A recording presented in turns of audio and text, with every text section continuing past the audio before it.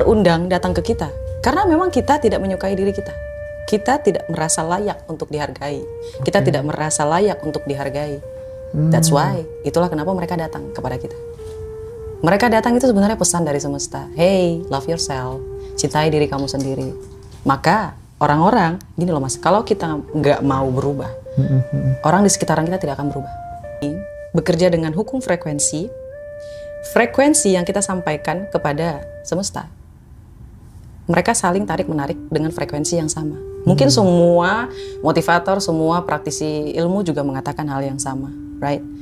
Tapi sebenarnya frekuensi yang paling dominan itu muncul dari identitas lama yang ada di dalam bawah sadar kita. Jadi dibenerin dulu dirinya. Makanya ini satu ranah dengan omongan dari Sang Pencipta yang dia bilang, kalau kamu ingin merubah takdirmu, maka rubahlah dirimu sendiri. Itu betul mas, yang sering kita alami. Mana yang lebih dominan? Apakah kita dominan gagal atau sukses? Bagaimana kisah percintaan kita? Lebih sering ditinggalkah, dikhianatikah, diselingkuhikah? Bagaimana pertemanan kita? Apakah kita berada di lingkungan toksik atau tidak?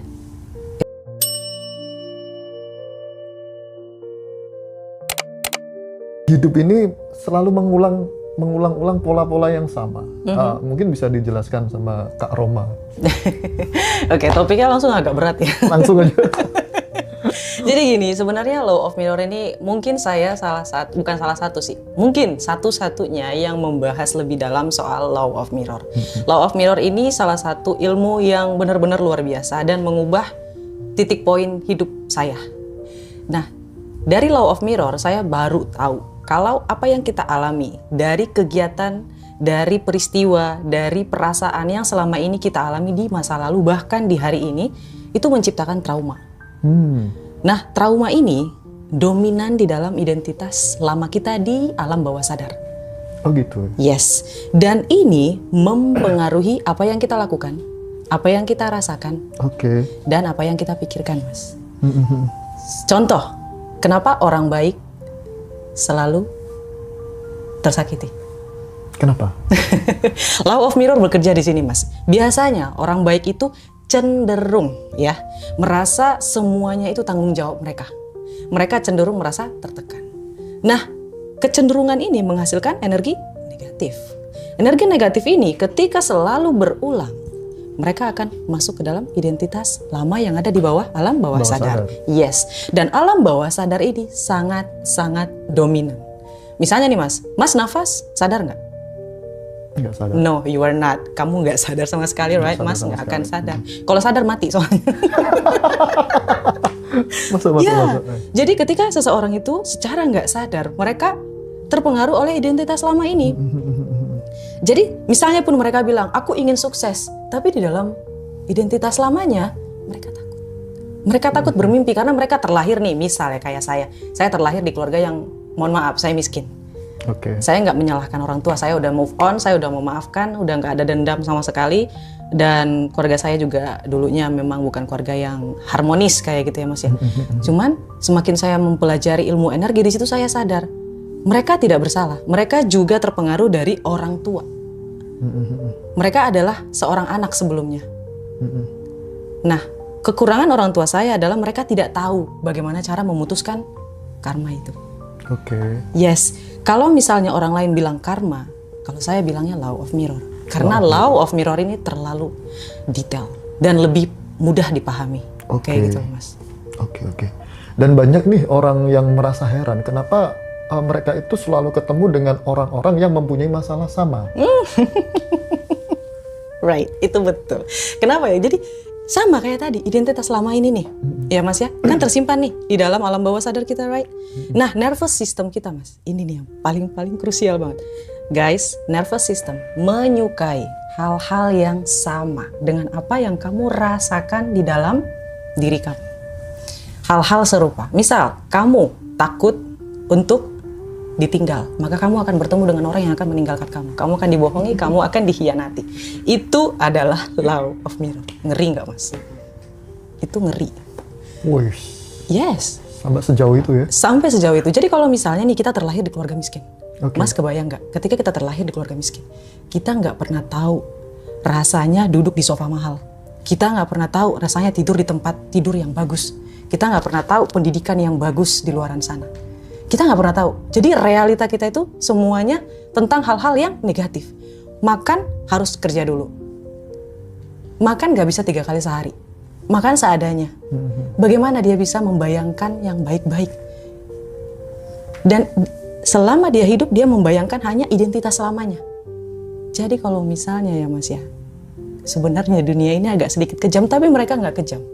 Hebatnya Allah Subhanahu Wa Taala tuh, aku suka hukum frekuensi. Agak sedikit kejam tapi nggak kejam. Nggak. Bisa dijelaskan? Karena ada jalan keluarnya Mas. Oh ya. Yes. Ada win-win solution ya? Yes. Misalnya nih Mas, kita ambil contoh ya Mas. Di bumi ini ada hukum gravitasi, right? Iya. Semuanya adil, right? Semuanya adil, semuanya dapat hukum gravitasi. Nggak ada, kita bukan bicara soal moral. Semesta ini tidak bekerja dengan hukum moral. Siapa yang baik maka dia luar biasa, enggak. Siapa yang mengerti soal hukum frekuensi maka dia hebat. Jadi misalnya nih, kita ambil contoh ya Mas ya. Hukum frekuensi itu berbicara tentang energi. Oke. Sama yang tadi saya bilang, orang baik kenapa selalu disakiti? Kenapa seseorang bisa mengulangi hal-hal yang sama selalu setiap hari? Benar. Yes, karena identitas lama yang ada di bawah alam sadar. Ya, sampai di sini Mas ya udah connect belum? Connect. Oke. Jadi biar saya lebih gampang jelasin. Karena maklum kadang wanita itu suka mengulang-ulang. Ini ya namanya wanita ya.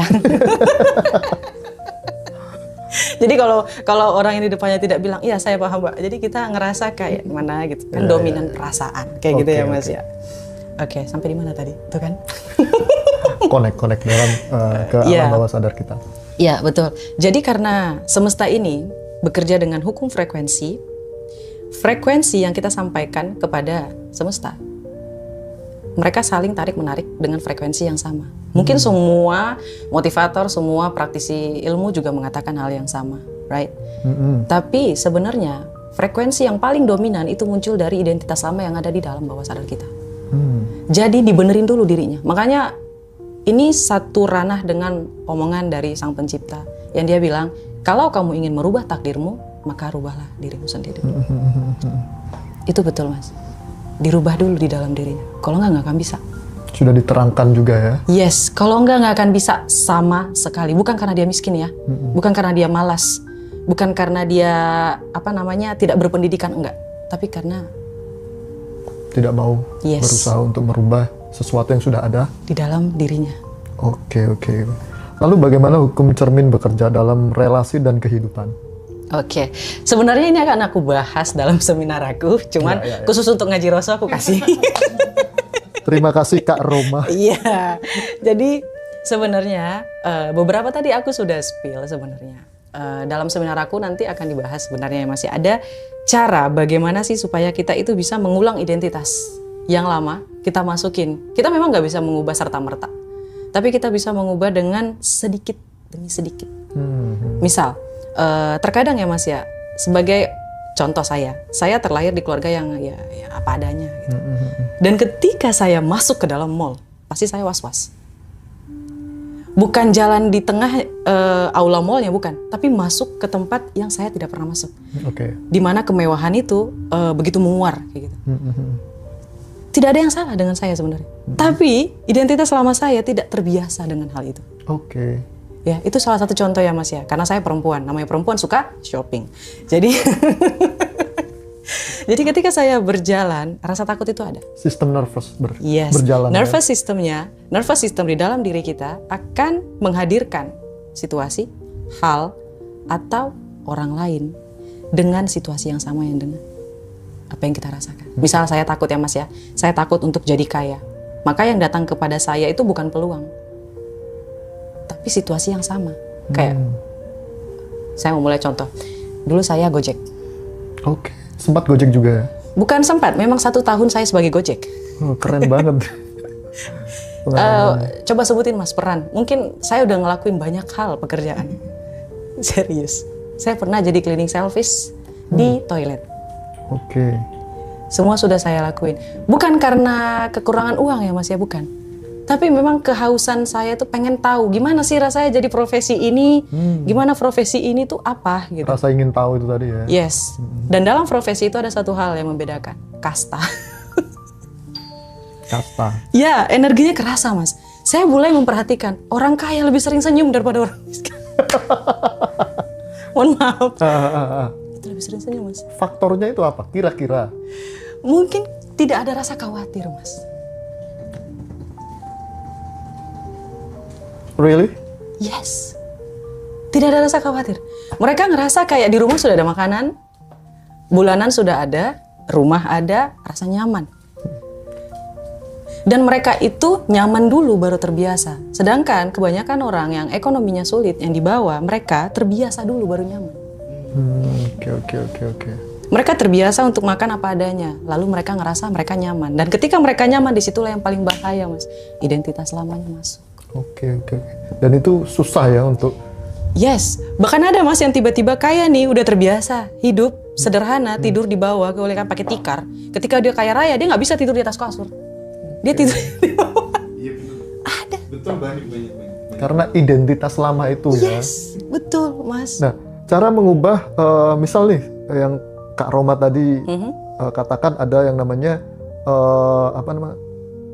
nervous system, atau sistem nervous itu, bisa nggak diubah menjadi confident system? Bisa dong, bisa. Caranya? Berani. Surprise, kejutan, Mas.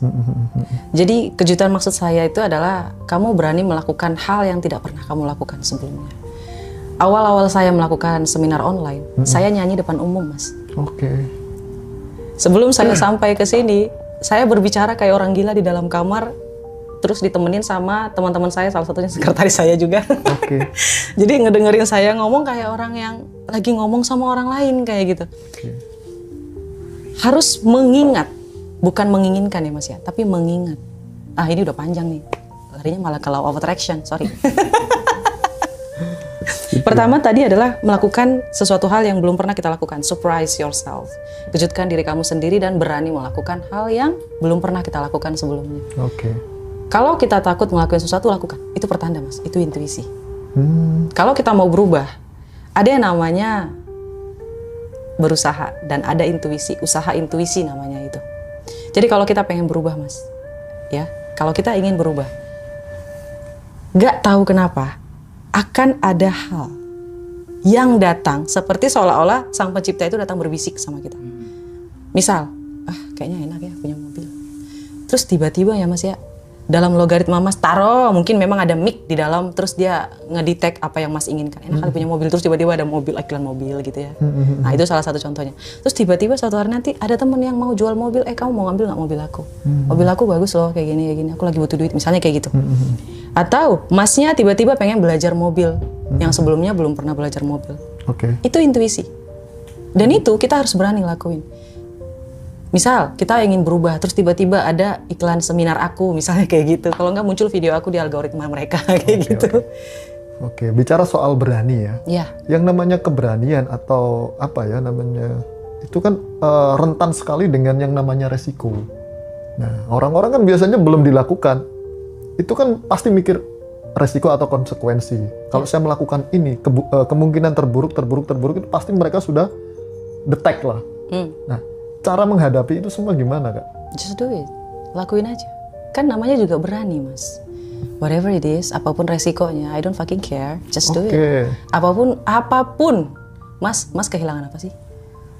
Waktu saya jadi Gojek, saya berpikir kalau saya nggak lakuin apa yang saya kehilangan, memang saya udah miskin. What I lose? Apa yang aku kehilangan? Gak ada. Aku coba, ya gagal, ya ulang lagi. Oke. Hal yang paling berharga di muka bumi ini ya, Mas, ya bukan uang. Waktu. Semakin lama menunda, semakin kamu kehabisan waktu. Time ya? Yes, bukan uang yang paling berharga, tapi waktu. Oke.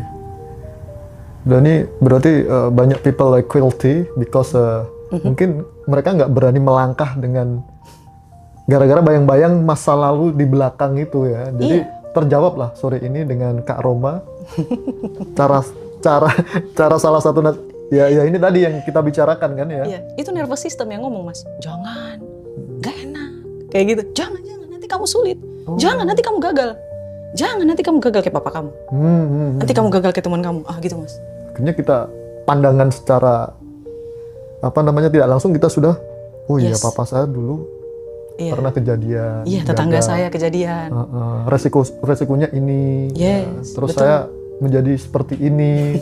Nah, itu kan yang lebih mendahului kita sebenarnya. Iya. Belum melakukan sudah mereka yang pikiran-pikiran seperti itu yang mendahului kita. Ya, betul. Jadi intinya berarti apa tadi, Kak? Berani. Berani. Lakuin aja. Apapun resikonya, asal kita tidak menghabiskan waktu. Ambil. Waktu ya. Karena kalau kita melakukan resiko yang besar, hadiahnya juga besar sebenarnya. Kalau mau hadiah besar, resikonya kecil, itu namanya penipuan. Right? Iya, sure. Apakah orang yang sering menyakiti kita itu sebenarnya membawa pesan bagi diri kita, Kak? Yes. Ya. Kan frekuensi bermain. Mereka itu terundang datang ke kita. Karena memang kita tidak menyukai diri kita. Kita tidak merasa layak untuk dihargai. Kita tidak merasa layak untuk dihargai. That's why. Itulah kenapa mereka datang kepada kita. Mereka datang itu sebenarnya pesan dari semesta. Hey, love yourself. Cintai diri kamu sendiri. Maka orang-orang, gini loh Mas, kalau kita nggak mau berubah, orang di sekitaran kita tidak akan berubah. Oke. Sama sekali. Yes. Berarti kita yang harus berubah duluan kan gitu ya? Iya Mas, realitas kita itu berubah ketika kita berubah. Bukan kita berubah, realitas kita berubah. Enggak, kebalik. Orang anggapnya dunia berubah dulu. Oh, aku sukses dulu, maka aku bahagia. Oh, aku punya uang dulu, maka aku bahagia. Enggak kayak gitu. Kita bahagia dulu, biar rezekinya lancar.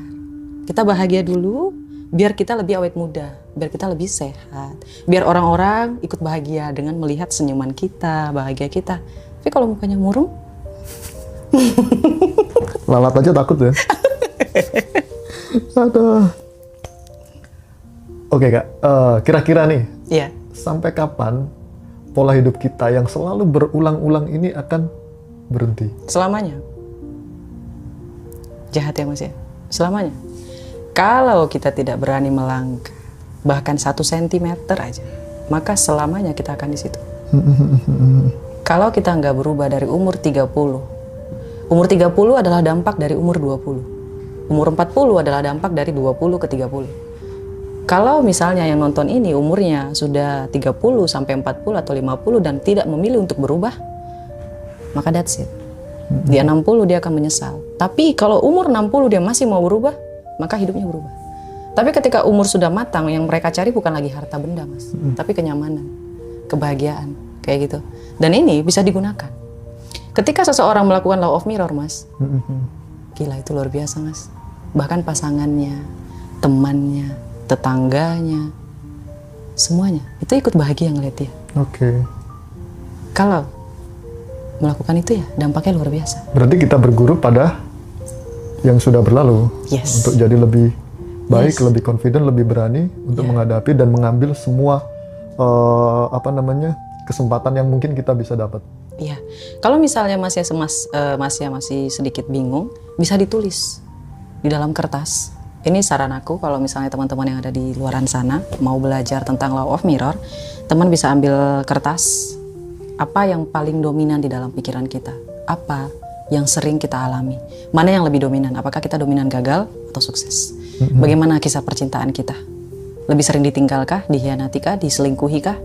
Bagaimana pertemanan kita? Apakah kita berada di lingkungan toksik atau tidak? Itu bisa dilihat. Kalau misalnya lingkungannya toksik, terus sering ditinggalkan selingkuh, terus keluarga nggak baik, terus rezekinya seret, coba lihat, look at yourself, lihat dirimu sendiri, berarti ada yang salah di situ. Berarti ada yang harus diperbaiki. Dan itu harus diruntut Mas. Dan saya memang pendukung jurnal tangan.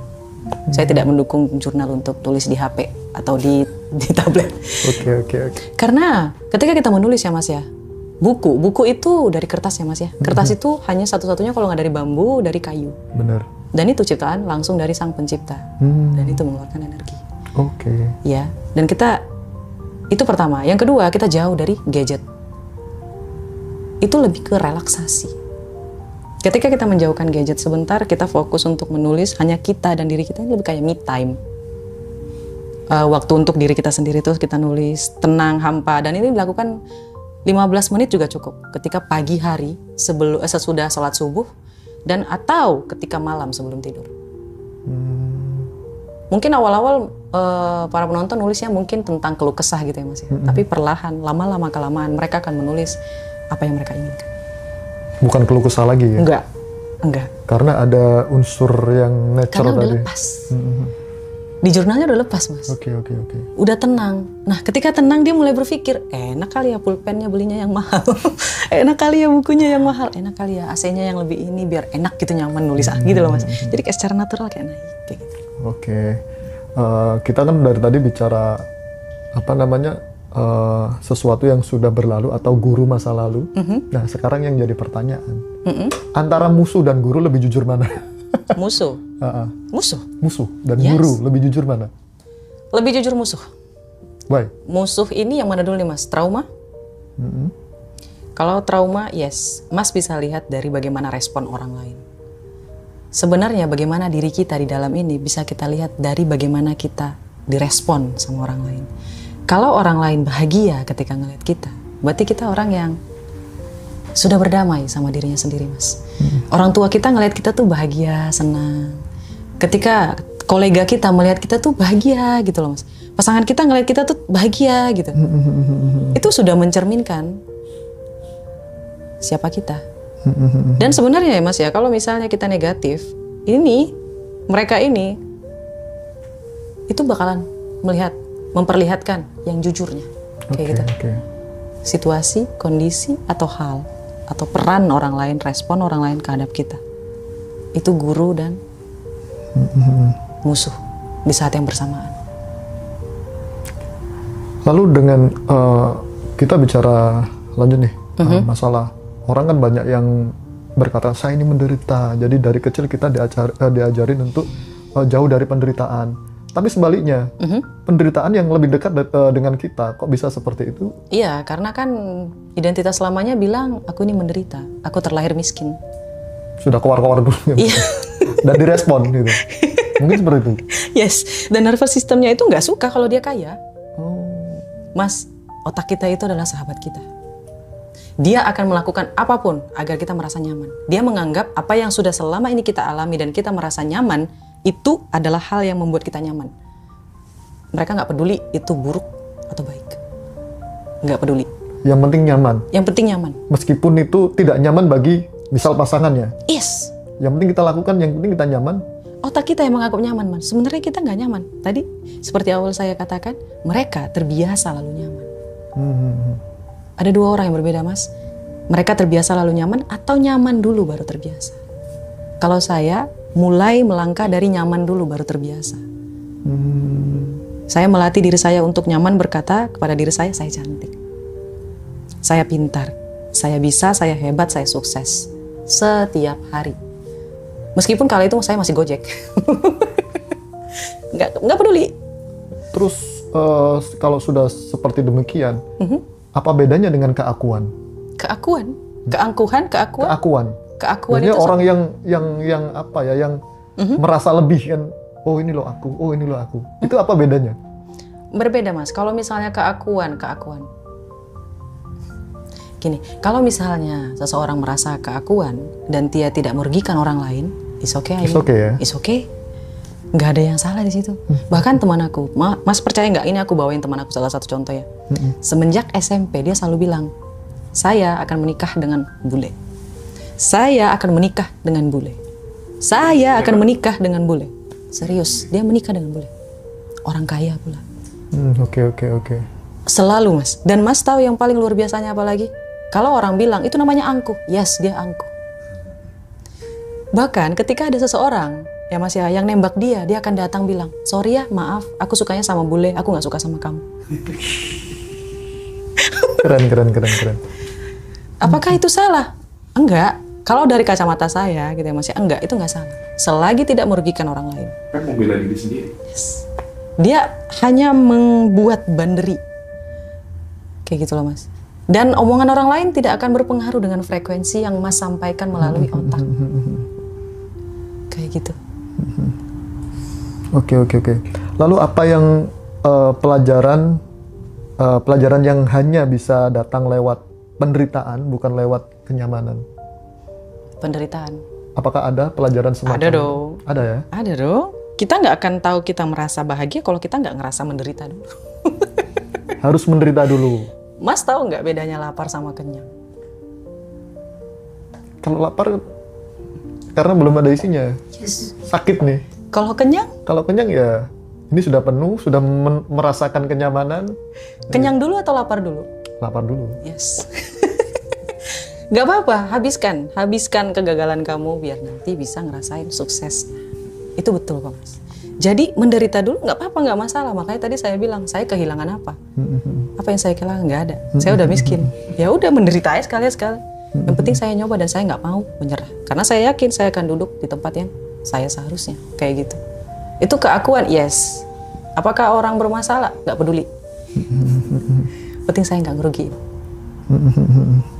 Lalu apa yang menjadi ciri-ciri orang yang sudah lulus dari penderitaan? Mungkin ada ciri-ciri tertentu yang kita bisa lihat.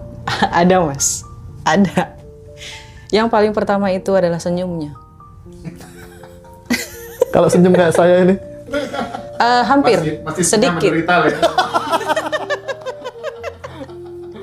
Sedikit lagi Mas, 80%. Karena Masnya nggak percaya. Oh gitu. Yes, nggak percaya. Apa yang saya nggak percaya? Karena mungkin gini loh Mas, frekuensi ini kita nggak bisa lihat. Tapi kita percaya sama frekuensi elektromagnetik. Kita percaya soal wifi, internet, tapi kita nggak percaya frekuensi. Kenapa? Karena kita nggak bisa lihat. Oke. Padahal kita dikasih router loh Mas. Ya. Wifi itu memang kita bisa lihat ya. Ya, wifi ada routernya. Kita routernya mana? Otak. Dan itu kita nggak bisa lihat dengan mata Mas. Mas bisa lihat energi itu dari pertama, perkataan orang lain, tindakan orang lain, pembawaan orang lain, dan keputusan. Bagaimana cara dia mengambil keputusan. Biasanya Mas, orang-orang yang berenergi rendah, mereka itu sering menunda, mereka itu takut, mereka itu overthinking, dan mereka, mohon maaf, malas untuk berubah. Malas untuk berubah. Ya. Karena mereka udah terbiasa lalu nyaman. Karena ngerasa nggak akan bisa ada kesempatan datang, voila ada keajaiban, mereka nggak percaya. Nggak percaya ya? Yes. Bahkan ada, misal nih ada seseorang yang sudah berusaha mati-matian, tapi hasilnya cuma segitu-gitu aja. Nah, itu mungkin kakaknya bisa ngasih clue-clue lah. Kenapa kok bisa seperti itu? Mungkin ada jalan keluar atau gimana? Ada Mas. Energi. Mereka berbeda secara energi. Kayak gini loh Mas. Hidup ini isinya cuma ujian. Kalau misalnya ujian ini membuat kita trauma, maka identitas lama kita tidak akan pernah bisa berubah, malah bertambah traumanya. Tapi ketika kita diuji, kita masih bisa senyum, kita bisa ikhlas. Bahkan ketika utang kita miliaran, kita masih bisa bahagia. Masih bisa kayak, ya Allah, aku serahkan padamu, tolong bayar utangku. Itu energinya akan berbeda Mas. Sama orang yang sudah berusaha mati-matian, terus dia bilang, sampai kapan ya aku kayak gini? Namanya juga orang miskin, ya udahlah, mau gimana? Berarti bisa dong naik level, atau levelnya cuma segitu-gitu aja? Selama dia nggak bilang, kayaknya aku bosan sama hidup ini, aku mau berubah dan aku mau merasakan hal yang lebih lagi. Aku nggak pantas ada di sini, aku pantasnya ada di depan, aku pantasnya ada di atas, aku pantasnya lebih hebat dari sini. Dan aku merasakan hal itu Mas. Oke. Kira-kira ada nggak batin yang masih menolak keberhasilan? Ada dong. Gak terbiasa Mas. Kalau misalnya kita maaf ya bawa satu orang ya, mungkin beberapa orang mungkin agak tidak suka. Timothy Ronald. Dia pernah mengeluarkan statement, cobalah kopi 80.000 di hotel lobby. Di lobby hotel. Banyak orang yang skeptis. Banyak orang yang menolak pernyataan itu. Tapi aku setuju. Why? Bagaimana ceritanya kita tahu kain sutra kalau kita nggak megang? Bagaimana kita tahu sesuatu hal kayak begitu bentuknya kalau kita nggak tahu hal itu ada? Kita merasa kita tidak mampu menjadi kaya karena selama ini kita ada di environment miskin Mas.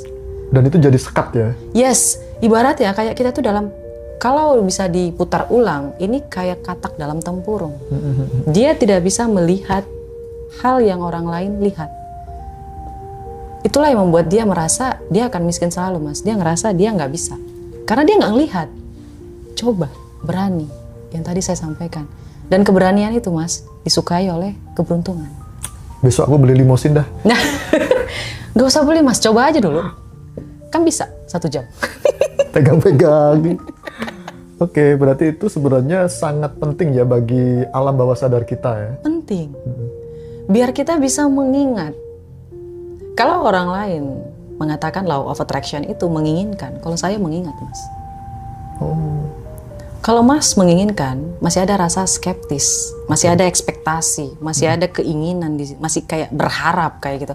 Tapi kalau mengingat, itu ibarat kayak kita itu mengingat kita sedang naik mobil, mengingat kita sedang masuk ke dalam rumah impian kita, kita mengingat kita memiliki anak, kita mengingat kita pasangan kita yang bagus banget kayak gitu. Kita mengingat, bukan menginginkan. Ketika masih yang mengingat, kita nggak lagi berekspektasi, karena kita tahu kita punya. Oke. Berbeda ya Mas, beda banget kalau menurut aku. Oke. Berarti itu penting ya buat treatment untuk diri kita sendiri ya. Penting Ingat. banget. Ingat, oh ya ada mobil yang namanya Lamborghini. Oh iya ada bule cantik. Diingat-ingat apa yang kita inginkan gitu. Yes, bahkan di print loh Mas. Oh. Tempel. Tempel dimanapun Mas. Bahkan kalau ada yang jual replika McLaren, beli. Pernah mengalami sampai tempel-tempel gitu? Aku foto. Tempel iya, kalau tempel mungkin karena terlalu gede, dia butuh waktu. Dan memang saya belum pantas untuk punya itu. Karena rumah sekarang masih belum ada garasinya. Bagaimana ceritanya saya mau punya mobil tapi nggak ada garasi? Sama, kayak gitu. Kalau kamu mau mobil, siapin garasi. Belajar naik mobil. Oke. Itu usaha intuisi namanya Mas. Usaha intuisi ya. Iya.